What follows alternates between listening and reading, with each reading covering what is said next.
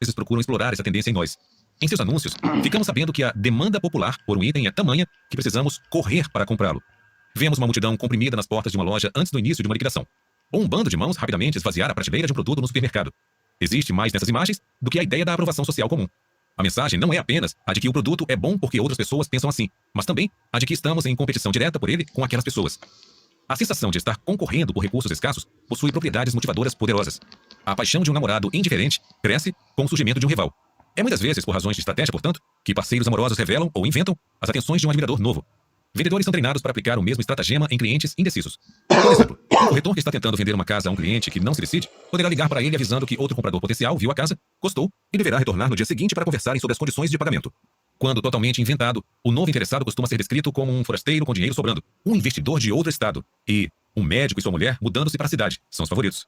A tática pode funcionar muito bem, já que a ideia de perder para um rival com frequência transforma um comprador excitante num negociante entusiasmado. Existe algo quase físico no desejo de possuir um item disputado. Consumidores em grandes liquidações relatam que são emocionalmente dominados pelo evento. Em meio à empolgação dos concorrentes, lutam para conseguir mercadorias que em outras situações desdenhariam. Esse comportamento lembra o fenômeno do frenesi alimentar entre grupos de animais. Os pescadores comerciais exploram esse fenômeno lançando uma quantidade de iscas soltas para grandes cardumes de certos peixes. Logo a água pulula com barbatanas, se agitando e bocas mordendo na competição pela comida. Nesse ponto, os pescadores poupam tempo e dinheiro lançando linhas sem iscas na água, já que os peixes desvairados morderão ferozmente qualquer coisa, incluindo anzóis de metal vazios. Existe um paralelo visível entre as formas como pescadores comerciais e lojas de departamentos geram uma fúria competitiva entre aqueles que desejam capturar. Para atrair e estimular a presa, os pescadores espalham algumas iscas soltas. Com propósitos semelhantes, lojas de departamentos em liquidação oferecem alguns produtos pelo preço de custo ou abaixo dele. Se qualquer dessas duas iscas cumprir o seu objetivo, um grupo ávido se forma para arrebatá-la. Logo, no afã de conseguir a oferta, o grupo fica agitado pela natureza antagônica da situação. Tanto os seres humanos quanto os peixes perdem a perspectiva do que desejam e começam a lutar por qualquer coisa que esteja sendo disputada. Será que o atum saltando no convés com apenas um anzol vazio na boca compartilha a mesma perplexidade do comprador, que chega em casa com uma pilha de tralhas da loja de departamentos? Se você acredita que a febre da concorrência por recursos limitados ocorre somente em formas de vida pouco sofisticadas, como atuns e consumidores de liquidações, deve examinar a história por trás de uma decisão de compra notável tomada em 1973 por Barry Diller, na época executivo de programação do horário nobre da ABC e que depois dirigiu a Paramount Pictures e a Fox Television Network. Ele concordou em pagar 3,3 milhões de dólares por uma única transmissão na TV do filme O Destino do Poseidon. A cifra é notável por exceder de longe o maior preço pago até então por uma exibição individual de um filme, 2 milhões de dólares, por Patton. De fato, o pagamento foi tão excessivo que a ABC calculou que perderia $1 milhão com a transmissão do filme. Como o executivo de programas especiais da NBC declarou na época, não há como obterem seu dinheiro de volta, não há mesmo. Por que um homem de negócios astuto e experiente como Diller fecha um negócio que produziria um prejuízo esperado de $1 milhão? A resposta pode estar num segundo aspecto valioso da venda. Aquela foi a primeira vez que um filme de cinema tinha sido oferecido às emissoras num leilão aberto. Nunca antes, as 3 principais redes de TV americanas haviam sido forçadas a batalhar por um recurso escasso daquele modo. A ideia nova de um leilão competitivo foi do produtor do filme Irving Allen e do vice-presidente da 20th Century Fox, William Self, que devem ter se empolgado com o resultado. Como podemos ter certeza de que foi o formato de leilão que gerou o preço de venda espetacular e não o sucesso arrasador do próprio filme? Alguns comentários dos participantes do leilão oferecem sinais impressionantes. Primeiro veio uma declaração do vencedor Barry Diller, visando fixar uma política futura para sua rede. Numa linguagem que só pode ter escapado de alguém arrependido, ele disse: a ABC decidiu, como política futura, nunca mais participar de um leilão. Ainda mais instrutivas são as declarações do rival de Diller, Robert Wood, na época presidente da CBS, que por um triz não perdeu a cabeça e ofereceu um lance maior que seus concorrentes da ABC e da NBC. Fomos bem racionais no início. Avaliamos quanto valia o filme em termos do que poderia trazer para nós, e depois admitimos certo valor adicional pela utilização. Mas quando os lances começaram, a ABC abriu com $2 milhões. Eu contra-ataquei com 2,4 milhões, e a ABC subiu para 2,8. E fomos dominados por uma febre. Como um sujeito que perdeu a cabeça, continuei dando lances. Finalmente, atingi $3,2 milhões. Chegou um momento em que eu disse para mim mesmo: caramba, se eu conseguir o filme, que diabo farei com ele? Quando a ABC enfim me superou, minha sensação principal foi de alívio. Acho que aprendi uma lição. De acordo com o entrevistador Bob Mackenzie, quando Wood disse "acho que aprendi uma lição", estava sorrindo. Podemos ter certeza de que, quando Diller, da ABC, jurou nunca mais participar de um leilão, ele não estava. Ambos os homens haviam aprendido com o leilão do Poseidon. A razão por que os dois não puderam sorrir foi que, para um, houve uma sobretaxa inesperada de $1 milhão. Também existe uma lição valiosa, mas bem menos dispendiosa para nós aqui. É interessante observar que o homem sorridente foi aquele que perdeu o prêmio tão cobiçado. Em geral, quando a poeira senta e encontramos perdedores parecendo e falando como vencedores, e vice-versa, devemos ficar especialmente desconfiados das condições que levantaram a poeira. Neste caso, a competição aberta por um recurso escasso. Como os executivos da TV aprenderam, é aconselhável que se tenha extremo cuidado sempre que deparamos com uma combinação diabólica de escassez com rivalidade. Será que o terno vale tudo isso? Para o espanto de todos os envolvidos, um terno usado por John Travolta no filme Embalos de Sábado à Noite foi recentemente vendido por 145 mil dólares. Talvez possamos ajudar a explicar o preço astronômico observando dois aspectos da venda. Primeiro, trata-se de um terno especial, único. Segundo, foi comprado num leilão, onde dois compradores se envolveram numa espiral de lances competitivos. Quando indagado mais tarde se achava que a cifra final havia sido excessiva, o leiloeiro observou: certamente foi um recorde para uma peça de poliéster. Defesa. É fácil se sentir devidamente alertado contra as pressões da escassez, mas é bem mais difícil reagir ao alerta. Parte do problema é que nossa reação típica à escassez bloqueia nossa capacidade de pensar. Quando vemos algo desejado se tornando menos disponível, uma agitação física nos domina. Em especial, nos casos envolvendo a competição direta, o sangue sobe a cabeça, o foco se estreita e as emoções aumentam. À medida que essa corrente visceral avança, o lado cognitivo racional recua. No frenesi da excitação, é difícil manter uma abordagem calma e ponderada. Como comentou o presidente da CBS na esteira de sua aventura com Poseidon, você é envolvido pela loucura da coisa toda. A lógica voa pela janela. Eis, portanto, o nosso dilema. Conhecer as causas e o funcionamento das pressões da escassez pode não ser suficiente para nos proteger delas, porque conhecer é um ato cognitivo, e os processos cognitivos são suprimidos por nossas reações emocionais às pressões da escassez. De fato, essa pode ser a razão da grande eficácia das táticas da escassez. Quando apropriadamente empregadas, nossa primeira linha de defesa contra o comportamento insensato, uma análise ponderada da situação, torna-se bem menos provável. Se por conta da inquietação que ofusca o cérebro, não podemos contar com o nosso conhecimento sobre o princípio da escassez para estimular um comportamento adequadamente cauteloso, o que podemos usar? Talvez, no estilo elegante do jiu-jitsu, possamos empregar a própria empolgação como nossa principal deixa. Desse modo, transformamos a força do inimigo em nossa vantagem. Em vez de dependermos de uma análise cognitiva cuidadosa da situação como um todo, iremos nos sintonizar apenas com a sensação visceral interna como nosso alerta. Ao aprendermos a reconhecer o aumento da excitação numa situação de persuasão, seremos capazes de nos precaver contra o uso das táticas da escassez. Vamos supor, porém, que consigamos esse artifício de usar a onda crescente de agitação como um sinal para nos acalmarmos e procedermos com cuidado. E depois?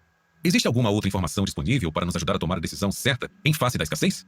Afinal, o mero reconhecimento de que devemos proceder com cautela não informa em qual direção seguir, apenas fornece o contexto necessário para uma escolha criteriosa. Felizmente, existe uma informação disponível em que podemos basear decisões ponderadas sobre itens escassos. Ela advém, de novo, do estudo dos biscoitos de chocolate, em que os pesquisadores descobriram algo estranho, mas verdadeiro sobre a escassez. Embora os biscoitos escassos fossem considerados bem mais desejáveis, não foram considerados mais gostosos do que os biscoitos abundantes. Assim, apesar do desejo maior causado pela escassez, os avaliadores disseram que desejariam mais daqueles biscoitos escassos no futuro e que pagariam um preço maior por eles. Isso não fez os biscoitos parecerem mais gostosos. Aí reside uma descoberta importante. A alegria não está em experimentar uma mercadoria escassa, mas em possuí-la. É importante não confundir as duas coisas.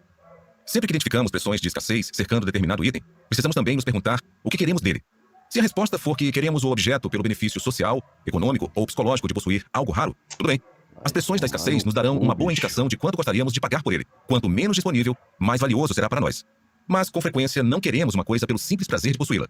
Nós a queremos, isso sim, por seu valor utilitário. Queremos comê-la, bebê-la, tocá-la, ouvi-la, dirigi-la ou usá-la de alguma forma. Nesses casos, é vital lembrar que coisas escassas não têm gosto melhor, não dão uma sensação melhor, não soam melhor, não são melhores de dirigir ou usar por causa de sua disponibilidade limitada. Embora esse seja um fato simples, pode nos passar despercebido quando experimentamos a atração maior que os itens escassos naturalmente possuem. Vou citar um exemplo de família. Meu irmão Richard se sustentou no período da faculdade empregando um artifício de persuasão que explorou a perfeição em cima da tendência de certas pessoas de não perceberem essa diferenciação. Sua tática foi tão eficaz nesse aspecto que ele só precisou trabalhar umas poucas horas nos fins de semana para obter seu dinheiro, deixando o resto do tempo livre para os estudos. Richard vendia carros, mas não numa concessionária ou num feirão. Ele comprava carros usados vendidos por particulares em anúncios de jornal num fim de semana, e sem acrescentar nada além de sabão e água, vendia-os com um bom lucro pelo jornal no fim de semana seguinte. Para isso, precisava saber 3 coisas. Primeira, precisava entender o bastante de carros para comprar aqueles oferecidos por sua cotação mínima, mas que pudessem ser legitimamente revendidos por um preço maior. Segunda, uma vez adquirido o carro, precisava saber como redigir um anúncio de jornal que estimulasse o interesse dos compradores. Terceira, com um comprador à sua frente, precisava saber como usar o princípio da escassez para gerar mais desejo pelo carro do que este talvez merecesse. Richard sabia como fazer essas 3 coisas. Para nossos propósitos, porém, vamos examinar sua habilidade neste terceiro quesito. Para um carro comprado no fim de semana anterior, ele colocava um anúncio no jornal de domingo. Como sabia redigir um bom anúncio, costumava receber uma série de ligações de compradores potenciais já na manhã de domingo. Para cada possível cliente interessado em ver o carro, marcava um horário de visita, o mesmo horário para todos. Assim, se 6 pessoas estivessem interessadas, seriam convidadas a aparecer, digamos, às 2 da tarde. Esse pequeno artifício do horário simultâneo abria caminho para a persuasão posterior, porque criava uma atmosfera de concorrência por um recurso limitado. Em geral, o primeiro interessado a chegar começava a examinar o carro exibindo o comportamento normal numa compra de carro, como observar eventuais manchas ou defeitos e perguntar se o preço era negociável. No entanto, a psicologia da situação mudava radicalmente quando o segundo comprador aparecia. A disponibilidade do carro para ambos os interessados de repente se tornava limitada pela presença do outro. Com frequência, o primeiro a chegar, atiçando sem saber a sensação de rivalidade, afirmava seu direito à preferência. Alto lá, eu cheguei aqui primeiro. Se não reivindicasse esse direito, Richard o fazia por ele. Abordando o segundo comprador, dizia: me desculpe, mas este outro interessado chegou aqui antes de você. Pode aguardar uns minutos do outro lado da entrada até que ele termine de examinar o carro? Aí, caso ele decida que não quer ou esteja ainda indeciso, irei mostrá-lo a você. Richard conta que conseguia observar a agitação crescendo no rosto do primeiro comprador potencial. Sua avaliação descansada dos prós e contras do carro era subitamente transformada numa corrida, do tipo agora ou nunca, para tomar uma decisão sobre um recurso disputado. Caso não se decidisse pelo carro nos próximos minutos, ao preço pedido por Richard, poderia perdê-lo em definitivo para aquele intruso espreitando por perto. O segundo comprador ficava igualmente agitado com a combinação de rivalidade e disponibilidade limitada. Andava para lá e para cá, perto deles, tenso por alcançar aquele monte de metal que de repente pareceu mais desejável.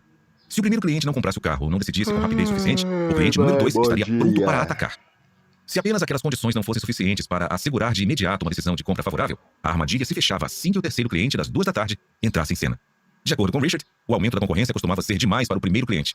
Ele acabava depressa com a pressão, concordando com o preço de Richard ou partindo abruptamente.